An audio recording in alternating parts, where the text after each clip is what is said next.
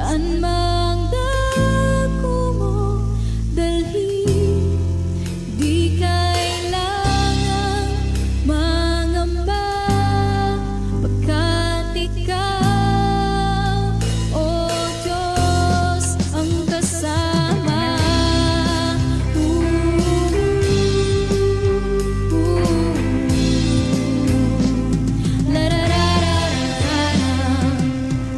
Sa iyong mandato na humayo, salita mo ang sandatang baon ko. Di mapapano dahil siguradong ikaw ang kaligtasan ko. Ngayon ay susunod, ngayon ay tutuwa, sama-sama sa pagtawid. Saan mang dako mo dalhin, di kailangang mangamba, pagkat ikaw, o Diyos, ang kasama.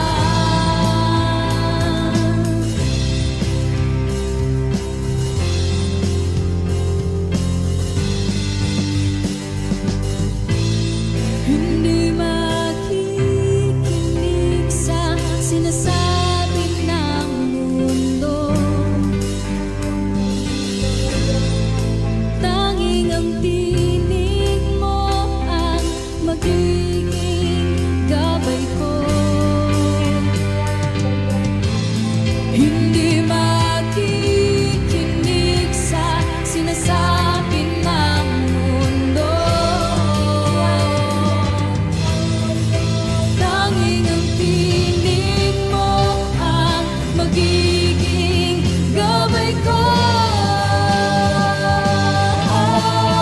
Sama-sama sa pagtawid, saan mang dako mo dalhin, di kailangang mangamba, pagkat ikaw, o Diyos, sama-sama sa pagtawid. Saan mang dako mo dalhin, di kailangang mangamba, pagkat ikaw, o Diyos, ang kasama.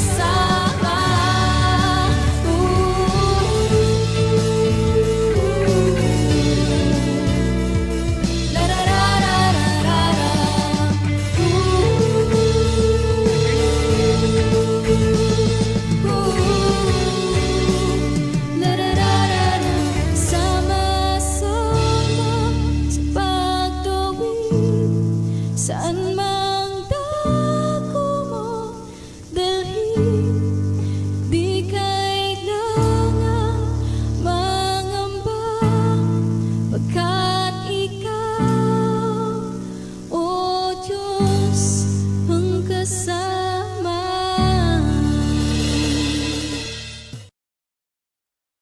Yan, good evening po muli sa ating lahat.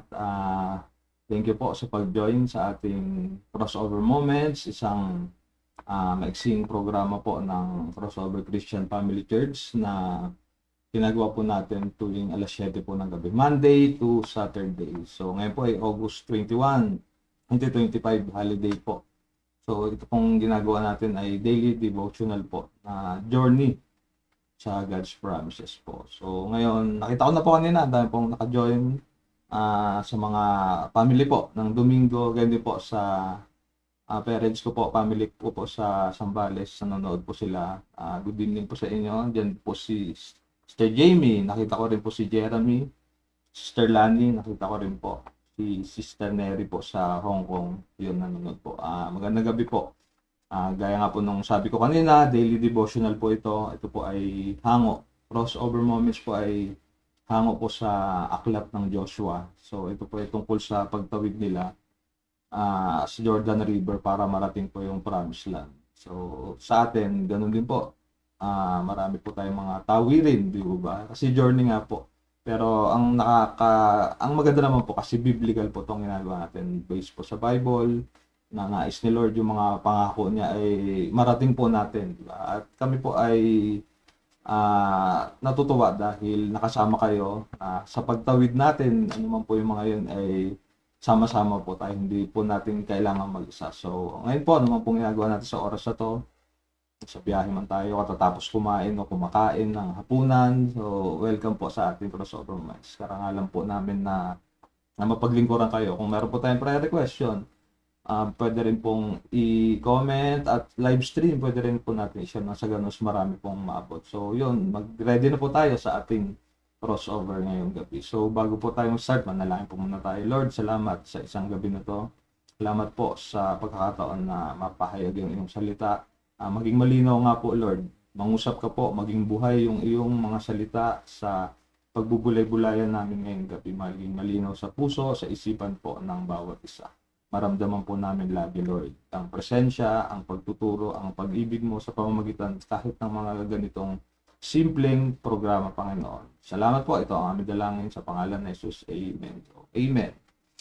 Crossing over po ang tema naririnig po natin sa mga previous na mga exhorter. Ngayong gabi po, isa sa topic naman natin ay moving from ordinary to extraordinary. So, nahanap po yung word na extraordinary po sa Tagalog. Wala po akong makitang eksakto. Pero sabi doon, kahanga-hanga, nakakamangha, yun, magaling, bukod tangi. So, yun, dito po, isang story sa Bible na alam ko pamilyar po tayo. At ito nga po ay nangyari kay David. So, basahin po natin dito matatagpuan ng ating pagdinilay-nilay sa 1 Samuel chapter 17 verse 50. Ayan, sabi po rito, natalo nga ni David si Goliath sa pamamagitan ng tirador at bato. Napatay niya ito kahit wala siyang tabak. Ayan.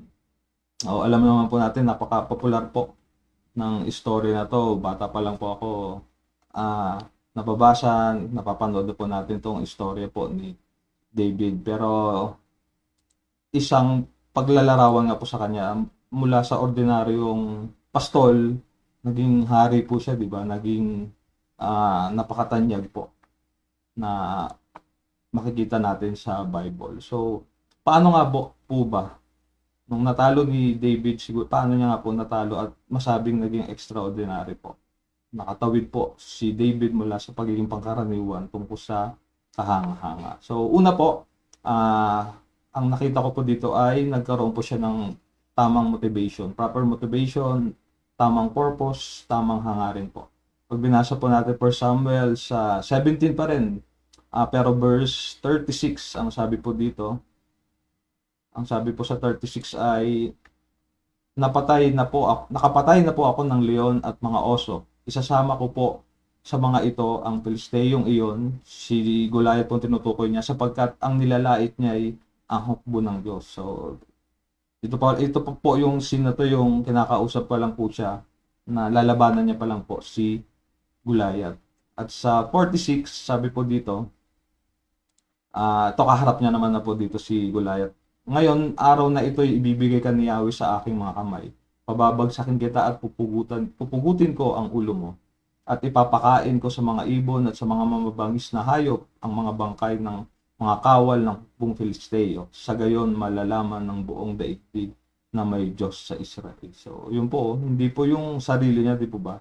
Yung itinataas, kundi malalaman ng buong daigdig na may Diyos ang Israel. So, dito po, makita, simula pa lang, tama na po yung hangarin niya. Kung bakit gusto niyang labanan si Goliath, kung bakit nais niya na i-represent po yung mga mandirigma nung Israel nung time po na yon. So, yun, hindi po sa kanyang glory, kundi para sa glory po ng Panginoon. Bakit ginagawa ay dapat pagdesisyonan po yung bagay na yun, di po ba, bago natin gawin, parang pinapaalala po dito na unang isipin natin, ito po ba ay para sa ikararangal. Mga gatong pagkakana. Dalawa pong nakita ko doon, yung pananampalataya naman po ni David sa kapangyarihan ng Diyos. So, nagtiwala po siya sa kapangyarihan ng Diyos. Si Goliath, giant, sigante, pero sabi nga, mas greater po ang Diyos na pinaniniwalaan niya, pinagkakatiwala. Kaya yung confidence niya hindi po sa sarili niya, kundi ang confidence niya po ay nasa Diyos. So, doon, bakit po nagkaganon? Bakit po ganun na lang katindi yung kumpiyansa ni David sa Diyos? Doon makikita natin na dahil malalim po yung relationship niya sa Diyos.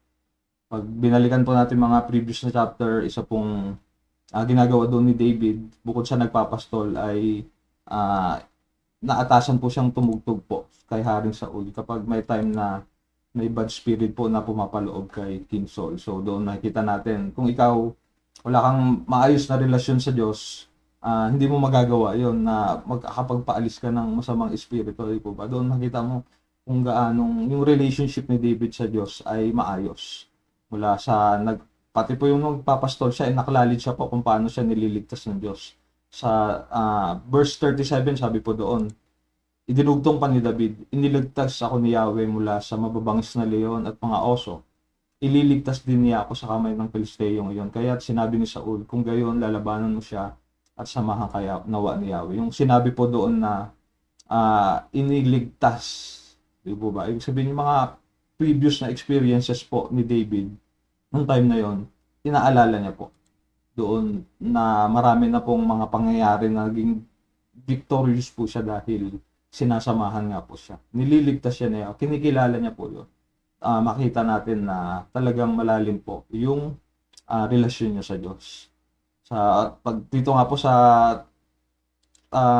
verse 45, sinabi pa nga po dito, makita yung kumpiyansa ni David. Sumagot si David, ang dalo mo'y tabak, hawak, kausap niya dito si Goliath na, sibak at pantusok, ngunit lalabanan kita sa pangalan ni Yahweh, ang makapangyarihang Diyos ng Israel na iyong hinahamak. Pero nyo, talagang mag-isa siya, kalausap niya, higante, pero ang makapangyarihang Diyos. Grabe po yung confidence po ni David, kung makikita natin. Pero alam naman po natin na tong time na to, ang king po dito si Saul, di po ba? Si King Saul na, pag binasa po yung mga previous na mga chapter, makisig po na warrior po itong si Saul. Kaya nga po, nagkaroon sila ng maraming mga tagumpay sa mga digmaan, pero nung time po na ito, mababasa rin natin na lumayo po sa kanya yung espiritu ng Diyos. So parang naging hindi po siya equipped para i-represent ang buong Israel. Doon sinasabi na mawawalan na talaga siya ng tiwala sa Diyos, kasi nga nagkaroon po siya ng mga hindi pagsunod, mga pagsuway. So dito makikita natin na ginagamit ng Diyos yung mga taong may tiwala at marunong sumunod po sa kanya. At ikatlo pong nakita natin dito, yung willingness po ni David na mag-step up, step forward, mag-step out, lumabas po. Kasi ang purpose niya po, kaya pumunta po siya sa battlefield, pag binasa natin to, bibigay lang po siya ng pagkain at kukumustahin yung kanyang mga kapatid. Pero nung narinig niya po na mayroon pong digmaan at naghahamon nga po itong si Goliath, nagkaroon po siya naging sensitive po siya sa pangungusap ni Lord. Nagkaroon po siya yung confidence nga po, pinakita niya talaga. Sa 32 sinabi po doon, verse 32 sinabi po doon, pagdating kay Saul, sinabi ni David, hindi po tayo dapat masiraan ng loob dahil lang sa Pilisteyong yan. Ako na po ang lalaban. Pero inyo, wala po sa plano na lalaban po siya. Magdadala nga lang po ng pagkain, di po ba, mangungumusta lang, pero doon nakita po natin yung confidence niya, dahil nga tama yung purpose niya, tama yung pagkakilala niya, yung pagtitiwala sa Diyos, nagkaroon po siya ng kumpiyansa na mag-step up po, mag-represent. Wala pong direct na instruction na dapat niyang gawin yun, pero naging malamang, naniwala po ako na may pangungusap po sa kanya at grinab niya po yung pangungusap na yun. So, sa kabila po, pag binasa natin ito, ang dahil pong discouragement sa kanyang kapatid, sa kanilang hari, kay King Saul po, sa mga Israelita po, na sinasabi hindi siya warrior, hindi appropriate yung mga pandigma niya, wala siya experience sa battlefield. Pero doon, dahil hindi kasi nila naintindihan po si David, na yung lalim ng relasyon niya sa Diyos, magkaiba po sa relasyon nila, kaya hindi nila naintindihan kung ba't gano'n ka-confident. Yung mga Israelita po, tutuusin si David, pwede niya rin pong sabihin na, kasi yung mga Israelita nga, sa verse 24, sabi po dito, nang makita si Goliath, ang mga Israelita ay nagtakbuhan dahil sa matinding takot. Tutuusin, pwede pong gawin din ito ni David, sabihin niya, ay sila nga umaatras pero okay lang na umatras din ako. Pero mas pinanindigan niya po yung nais ni Lord na ipagawa po sa kanya. Wala pong, tignan natin, wala pong nag-encourage sa kanya na, sige, kaya mo yan, ganun po. Yung bigat, patang pressure po yung mangyayari kapag natalo si David. Talagang damay po, buong Israelita. Damay po silang lahat. Ni-imagine ko nga po kung kasama ako doon nung time na yun, audience po ako. Baka tumakbo na po ako kung haharapin pa lang ni David si Goliath. Pero doon po, building challenge sa atin, alam naman po natin na nais ni Lord na maging extraordinary tayo para si David. Pero number one po kailangan, ano man po yung mga Goliath na kailangan natin mapagtagumpayan, kailangan po napaparangalan. Unang-una natin, lalo na yung Diyos. Si Goliath po, kung titignan mo sa paningin, ng worldly na paningin, extraordinary po siya Warrior po, malakas. Marami nang napagtagumpay ang mga digmaan pero naging ordinary po siya, nagapi siya dahil mali po yung purpose niya. So yun, iba-iba pong mga pinagtatagumpayan natin, maaaring mahirap na relationship, mga struggle financially, mga personal goal na naduduwag po tayo na atras. Pero tandaan po natin na dapat natin pagkatiwalaan po si Lord. Na kahit mga small na na mga step, di po ba? Yung ito po, naniniwala ako, marami rin pong failure to si David bago niya po narating tong natalo niya si Goliath. Marami po kasi po siya para nga pong hindi po siya ganung special ang tingin sa kanya, kaya siya po yung nagpapastol, yung mga kapatid niya, mga mandirigma. So, yun po, huwag po natin kalimutan yung mga small na victories na nakakamit natin. Mga failures po natin, huwag po natin kakalimutan yung mga pagliligtas po sa atin ng Diyos. Maging grateful po tayo sa Kanya. I-nurture po natin yung relationship natin kay Lord kasi doon po lalong lalaki yung tingin natin sa Diyos sa mga experiences po natin sa Kanya, sa mga pagpapasalamat natin sa Kanya, lalo pong lalaki yung tingin natin sa Kanya, lalo pong lalawak po yung pagtitiwala natin sa Kanya. Kaya po yun, step, parang yung ginawa po ni David. Alam mo tama ang ginagawa mo, alam mo naman na kayang-kaya kasamahan ka ni Lord. So, po tayo matakot na mag-step up. Humakbang po tayo, may tatawirin po tayo, humakbang po tayo. May sitwasyon tayo na kailangan natin kasing minsan na pupunta po tayo sa mga sitwasyon na kailangan po natin kumilos dito pinapakita, huwag natin i-delay. Pero inyo 40 days po bago si David, pero nung dumating siya, biruin nyo, napagtagumpayan isang araw lang, pero yung ibang Israelita kasama si Saul, 40 days pa po ang hinintay. So, ganun po, may mga time na siyempre kailangan natin umaksyon din po kaagad. Pero dapat iniipip po natin sarili natin na hindi porke sling o tirador o bato lang na maliit na ganun manghihina na po tayo, kundi dapat pinapalago po natin to. Yung ano pong talent, anong meron tayo, dapat sinasanay, nililinan po natin to. Kasi wala pong natulog kinabukasan, magaling na siya sa lahat ng bagay. Sa totoo nga lang po, sa mga weakness natin, talagang doon po nakikita yung kapangyarihan ng Diyos. Di po ba? Mag-continue lang po tayo. Pero syempre, dapat yung mga discouragement, marami po parang si David, tutusin, pwede na siya umatras, ang dami pong discouragement meron yung nag-armor siya para fit pang laban pero hindi umubra. So, naging natuto siyang mag-adjust, naging flexible po siya. Hindi po siya nagpadala sa discouragement na yun o nagpauna ng excuses, di po ba? Minsan may gusto tayong gawin pero gagawa na lang tayo ng excuse para pan-justify sa na hindi, okay lang, hindi ko gagawin to dahil ganito, ganon, ganyan. So, paalala po natin na may mararating po tayo kapag humakbang po tayo paabante, pa-forward po. Kaya, yun po, may nabasa nga po ako, sabi doon, is the small act of obedience, that little step of faith can set the stage for God to do something amazing through us. So, di po ba nakakatuwa na ito po, first victory po to ni David, major na victory, di po ba? Parang ang sarap po sa pakiramdam na mangyari din po sa atin to. Pero yun yung victory dahil parangalan natin yung Diyos. ang nais ng Diyos maging extra miler po tayo, makatawid tayo sa saan yan po siya na tayo gustong mapunta, maging more than conquerors po tayo. Imagine na lang po natin yung fulfillment po. Pag nagawa po natin yung mga yon, napaparangalan natin Diyos, nagiging victorious po tayo. At bilang pagtatapos, iwan ko po tong verse na to. Sa 1 Samuel na rin po, chapter 18, verse 14, ito pong sinasabi.